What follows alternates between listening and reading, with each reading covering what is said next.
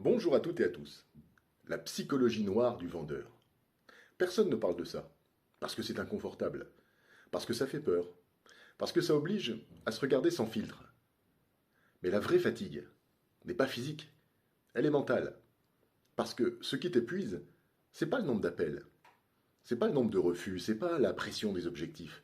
Ce qui t'épuise, c'est le combat intérieur permanent. Le moment où tu sais ce que tu dois faire et où tu ne le fais pas. Ce décalage te ronge lentement.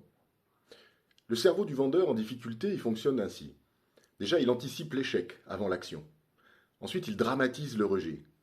Il va interpréter le silence comme un jugement. Et il confond un refus avec une remise en cause personnelle. Résultat, tu n'as plus peur de perdre une vente. Tu as peur de ce que cette perte dit de toi. Et il y a un piège invisible, c'est l'érosion de l'estime. Parce que peut-être au début, tu te dis, bon, c'est juste une mauvaise période, c'est une mauvaise passe. Puis ensuite, on se dit, bah, peut-être que finalement, je ne suis peut-être pas si bon, peut-être que je ne suis pas fait pour ce métier en fait.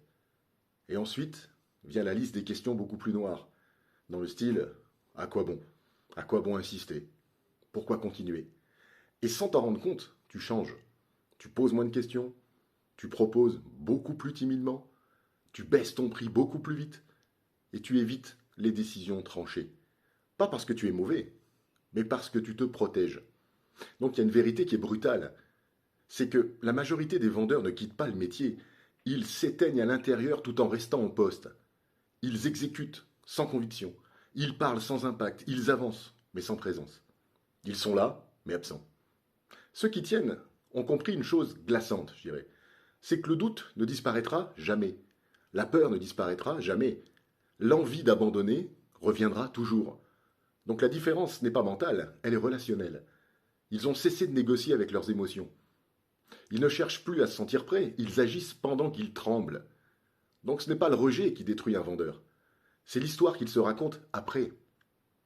Parce que ce métier est un miroir brutal. Il va amplifier tes failles, tes non-dits, ta relation à ta propre valeur.